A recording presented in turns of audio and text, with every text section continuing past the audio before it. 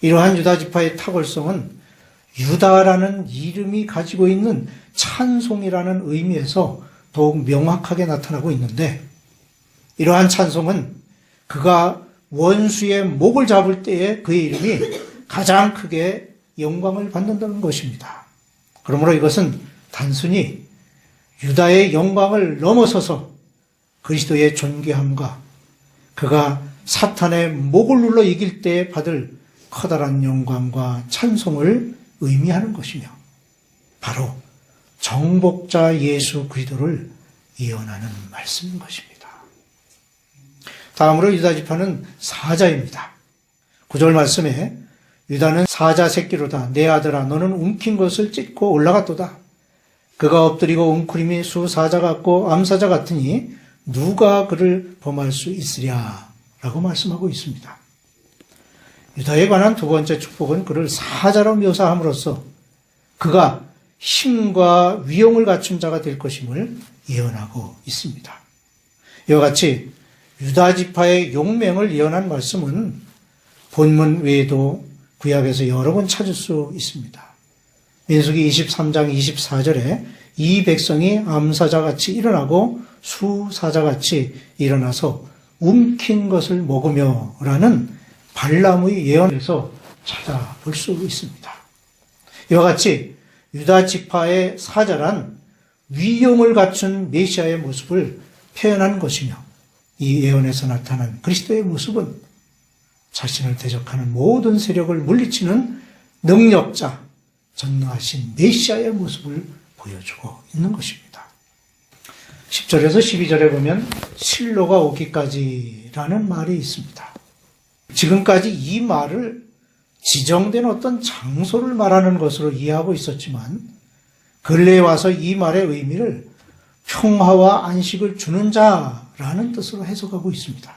즉, 평화와 안식을 주는 사람인 메시아를 뜻하는 것으로, 역대상 2장 5절에 주권자가 유다로부터 났을지라도 라는 말씀과 이사야 3장 9절에 나오는 한 아기가 우리에게 낳고 한 아들을 우리에게 주신 바 되었는데 그 어깨에는 정사를 메었고 그 이름은 기묘자라 모사라 전능하신 하나님이라 영존하시는 아버지라 평강의 왕이라는 말씀과도 일치합니다.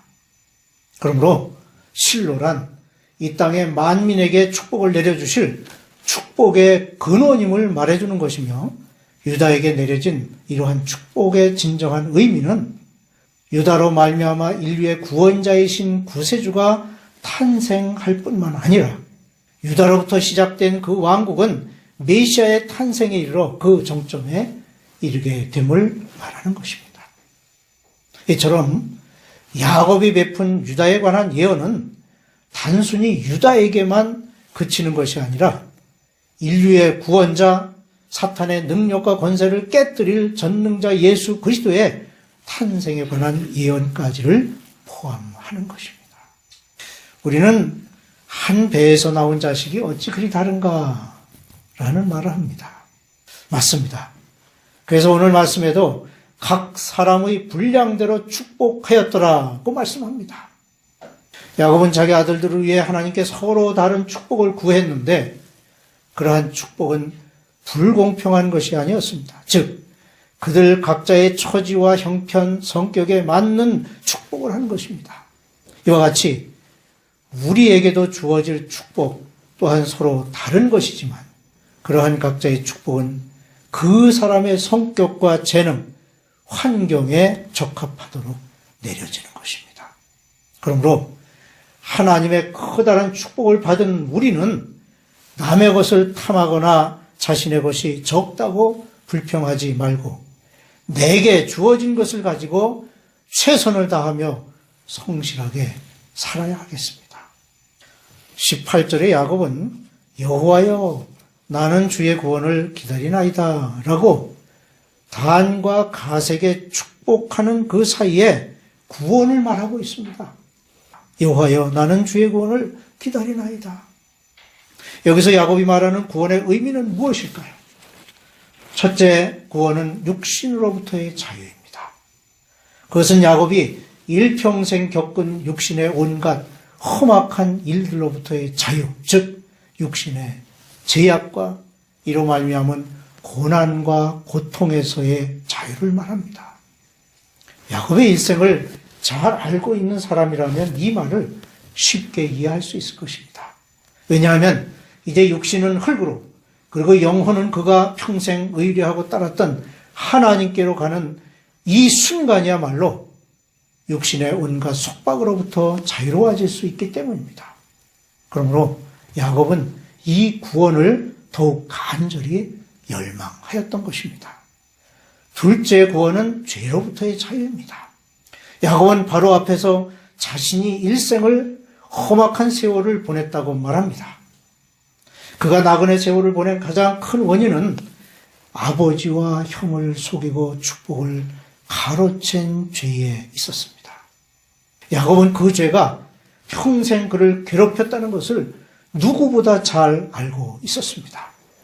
그런 야곱이 앞선 말씀 48장 16절에서 말하고 있듯이 모든 환난에서 건지신 사자와의 만남을 통해서 비로소 자유로워질 수 있었습니다.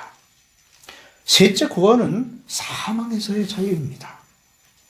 사망은 범죄한 인간에게 내리신 하나님의 형벌로서 그 누구도 피할 수 없는 것입니다.